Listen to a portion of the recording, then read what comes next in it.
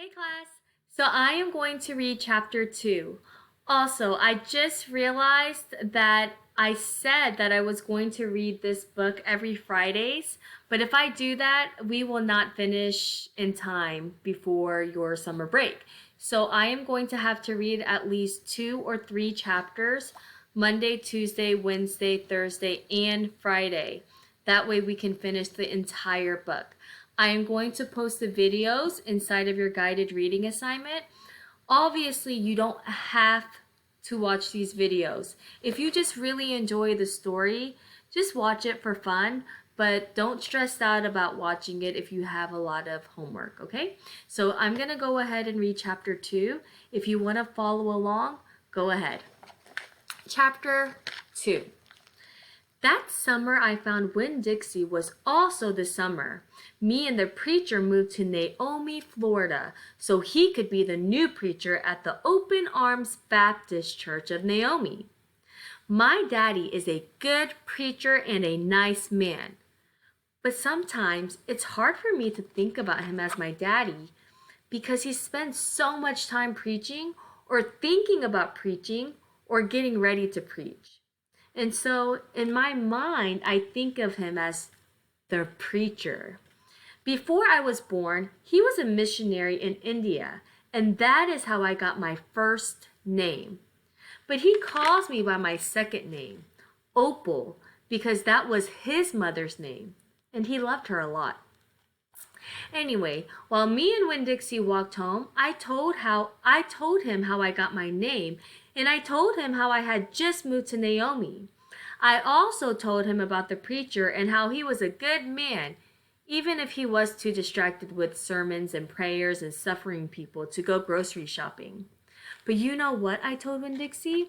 You are a suffering dog, so maybe he will take you right away. Maybe he'll let me keep you. Winn-Dixie looked up at me and wagged his tail. He was kind of limping like something was wrong with one of his legs. And I have to admit, he stunk. Bad. He was an ugly dog, but already I loved him with all my heart. When we got to the Friendly Corners trailer park, I told Winn-Dixie that he had to behave right and be quiet because this was an all-adult trailer park, and the only reason I got to live in it was because the preacher was a preacher and I was a good, quiet kid. I was what the Friendly Corners trailer park manager, Mr. Alfred, called an exception. And I told Winn-Dixie he had to act like an exception too. Specifically, I told him not to pick any fights with Mr. Alfred's cats or Mrs. Deltweller's little yappy Yorkie dog, Samuel. Winn-Dixie looked up at me while I was telling him everything, and I swear he understood. Sit, I told him when he got to my trailer. He sat right down. He had good manners. Stay here, I told him. I'll be right back. The preacher was sitting in the living room, working at the little fold-out table.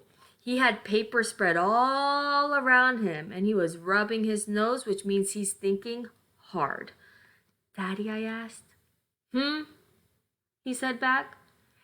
Daddy, do you know how you always tell me that we should help those less fortunate than ourselves? He said. He rubbed his nose and looked around at his papers. Well, I said, I found a less fortunate at the grocery store. Is that right? He said. Yes, sir, I told him. I stared at the preacher really hard. Sometimes he reminded me of a turtle hiding inside its shell, in there thinking about things and not ever sticking his head out into the world. Daddy, I was wondering, could this less fortunate, could he stay with us for a while? Finally, the preacher looked up at me. Opal, he said. What are you talking about? I found a dog, I told him, and I want to keep him. No dogs, the preacher said.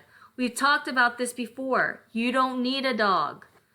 I know it, I said. I know I don't need a dog, but this dog needs me. Look, I said. I went to the trailer door and I hollered, Winn-Dixie!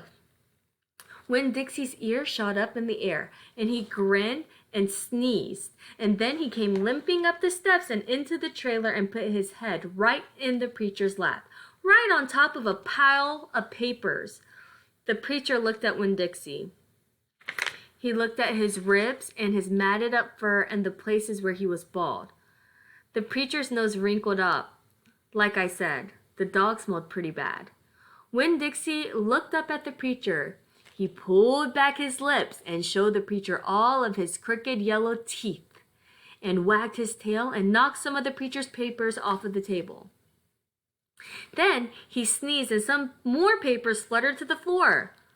"What did you call this dog?" the preacher asked. "Winn-Dixie," I whispered. I was afraid to say anything too loud. I could see that Winn-Dixie was having a good effect on the preacher. He was making him poke his head out of his shell.